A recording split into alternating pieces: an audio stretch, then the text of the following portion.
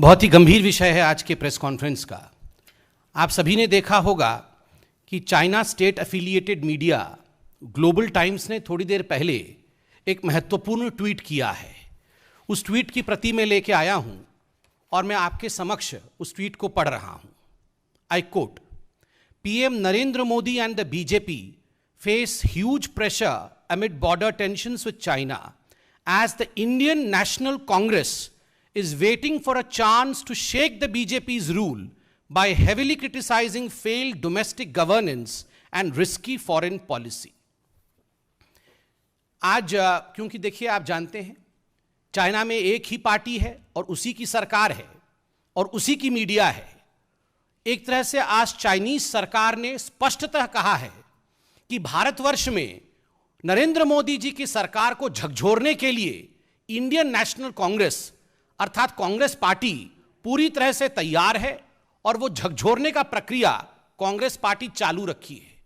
इस ट्वीट को अगर प्रथम दृष्टिया कोई पढ़ेगा तो ऐसा लगेगा मानो एक फ्रस्ट्रेटेड राष्ट्र, एक फ्रस्ट्रेटेड कंट्री जो कहीं ना कहीं भारत के शौर्य के कारण आज उसके पीएलए के हैवान एलएसी को क्रॉस नहीं कर पा रहे हैं, वो कहीं ना कहीं अपनी खींच निकालने की कोशिश कर रही है और यह कोशिश कर रही है कि देखो मैं अकेला नहीं हूं, मैं तो बाहर से, हमारे जवान तो बाहर से काम कर रहे हैं, किंतु हिंदुस्तान के अंदर और घर के अंदर भी ऐसी एक पॉलिटिकल पार्टी है जो हमारे एजेंडे को चला रही है और उस पॉलिटिकल पार्टी का नाम है इंडियन नेशनल कांग्रेस। मतलब चाइना बाहर से अटैक करने की कोशिश जिसको कि हम थॉट कर रहे हैं, जिसको कि हम नाकाम कर दे रहे हैं, और घर के अंदर हिंदुस्तान के सरकार को झकझोरने, जिसको अंग्रेजी में कोट अनकोट उन्होंने शेकिंग कहा है, सरकार को हिलाने और गिराने की कोशिश चीन के साथी इंडियन नेशनल कांग्रेस कर रही है। बंधुगण, ये ट्वीट कोई मामूली ट्वीट नहीं है, ये बहुत कुछ कहता है। ये कहता है कि इश्क और मुश्क कभी छुपाए नहीं छुपते। आप देखिए, जब इश्क होता है तो आंखों ही आंखों में बात होती है और पूरी दुनिया को मालूम पड़ जाता है कि इश्क हुआ है। और जब मुश्क अर्थात खुशबू और सुगंध फैलती है तो केवल फूल तक ही वो सुगंध नहीं रहता है, पूरा विश्व जान जाता है कि कहां ये गुल खिला है। तो आज ये जो गुल खिला है चाइना और कांग्रेस पार्टी के बीच, ये जो इश्क हुआ है, इस इश्क और मुश्क को छुपाए भी कोई छुपा नहीं सकता है। बंधुगण, इसमें मैं आपको याद दिलाना चाहूंगा, ऐसा क्यों है कि चाहे पाकिस्तान हो, चाहे चीन हो, चाहे कुछ आतंकवादी भी हो, मैं उनका नाम भी सबका लूंगा अभी बराबर से, ये सारे लोग कांग्रेस को पसंद करते हैं, इन सबकी प्रीति कांग्रेस के प्रति है। ऐसा क्यों है? आप याद करिए, अनुच्छेद 370 आर्टिकल 370 हटाने के पश्चात पाकिस्तान में हाहाकार मचा।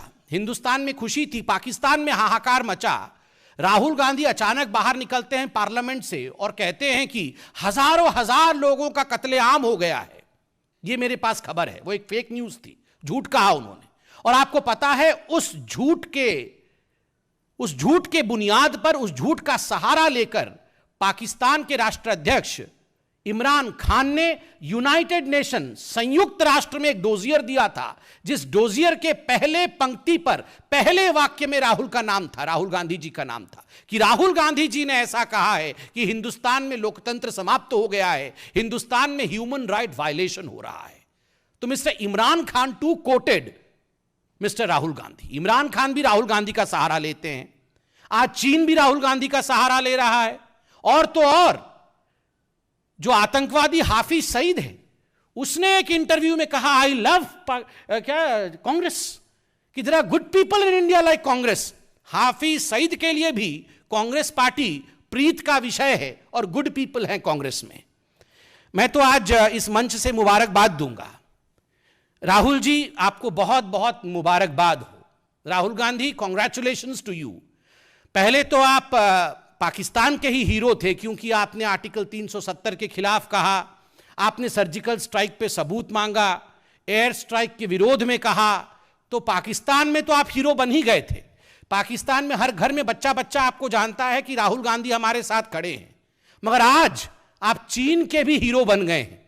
वैसे चीन के साथ तो आप पहले से ही थे, किंतु आज जिस प्रकार चीनी मीडिया आपकी महिमा मंडन कर रही है, आपके परिवार की महिमा मंडन कर रही है, मैं आपको आज बधाई देता हूं।